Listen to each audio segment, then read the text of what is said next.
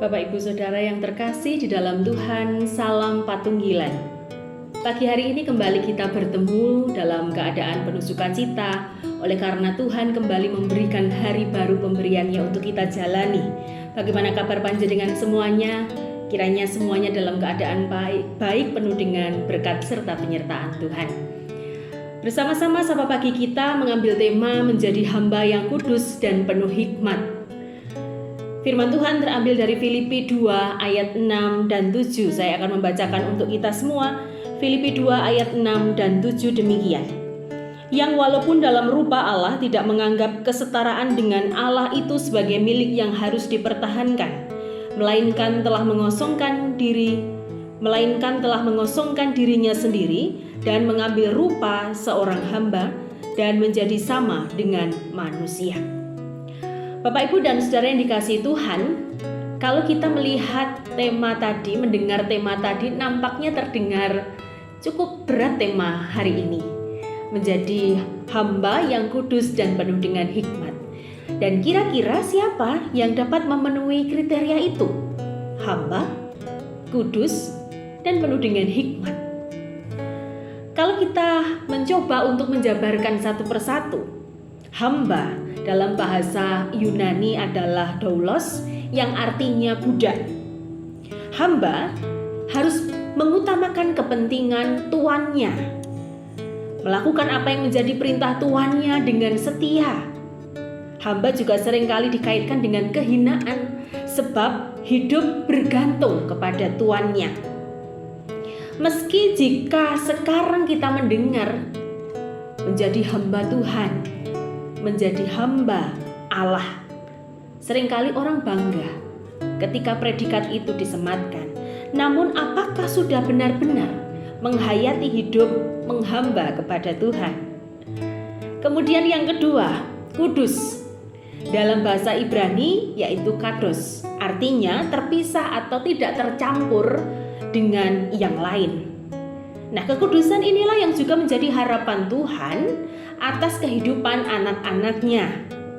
Melakukan apa yang Tuhan inginkan meskipun bertentangan dengan tata cara dunia. Meskipun apa yang kita lakukan kehendak Tuhan itu tidak populer di tengah-tengah kehidupan kita. Yang ketiga, penuh dengan hikmat. Kitab Amsal dan Mazmur menjadi kitab yang mendorong pembacanya untuk memiliki hikmat Allah, yaitu dalam bahasa Ibrani hokma, yang merupakan cara berpikir Allah yang kemudian diadopsi oleh manusia, dipikirkan oleh manusia. Dan oleh karena itu sifat ini dianggap oleh bangsa Israel sebagai sifat baik yang tertinggi, sehingga harus betul-betul diupayakan di dalam kehidupan orang beriman. Bapak Ibu Saudara yang terkasih, memiliki ketiga sifat itu sungguh sangat luar biasa tentunya. Tetapi apakah kita dapat mewujudkannya?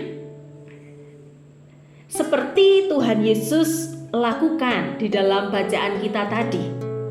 Dia bukan hamba, tetapi mengambil rupa hamba untuk tujuan menyelamatkan kita semua, manusia yang berdosa ini.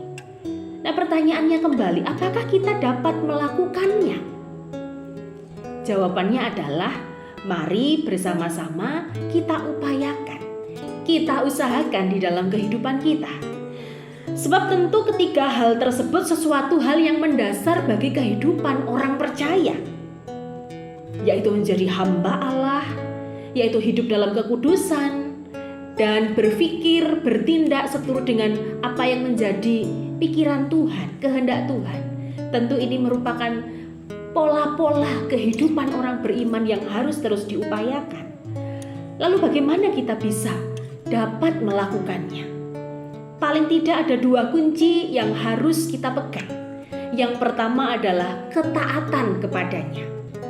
Mari kita tunduk melakukan apa yang Tuhan kehendaki di dalam kehidupan kita. Apapun, ya apapun juga. Mari kita lakukan setiap perintah Tuhan dengan penuh kesetiaan. Karena apa yang Tuhan kehendaki tentu adalah kebenaran dan mendatangkan damai sejahtera di dalam kehidupan kita. Mari kita lakukan dengan keikhlasan, bukan dengan keterpaksaan. Ketika kita melakukan ketaatan itu dengan keikhlasan, maka kita akan melakukannya dengan penuh sukacita dan berdampak luar biasa di dalam kehidupan kita. Yang kedua, memohon tuntunan Tuhan. Ketiga hal itu bukan perkara mudah tentunya untuk kita jalani. Namun jika kita mau, tidak ada hal yang mustahil untuk dapat kita lakukan, untuk dapat kita miliki. Oleh sebab itu, mari kita terus memohon Tuhan menolong kita. Siapapun kita, sebagai apapun kita adalah hamba Tuhan. Dan oleh karenanya, mari kita mengupayakan hidup di dalam kekudusan, baik dalam perkataan, perbuatan, serta berhikmat, sehingga jalan kita, keputusan kita, tindakan kita adalah terang, menuju kepada kebaikan bukan hanya bagi kehidupan kita sendiri, tetapi juga orang-orang di sekitar kita. Tuhan Yesus memberkati. Amin. Mari kita berdoa. Tuhan, kami bersyukur pada pagi hari ini Engkau menyapa kami dan mengingatkan kami akan jati diri kami. Ketiga hal yang telah kami dengar, yaitu menjaga kekudusan, menjadi hamba dan penuh dengan hikmat, bukanlah perkara yang mudah untuk kami jalani. Tetapi kiranya Engkau terus menuntun kami dengan hikmat-Mu, sehingga kami dapat taat melakukannya dan terus memohon tuntunan Tuhan untuk menerangi setiap jalan kami. Di dalam nama Tuhan Yesus Kristus, kami menyerahkan kehidupan kami. Amin. Demikian sapa pagi kita hari ini Bapak Ibu Saudara. Selamat pagi, selamat beraktivitas. Mari terus menghamba dengan penuh kerendahan di hadapan Tuhan. Tuhan Yesus memberkati. Salam Patunggilan.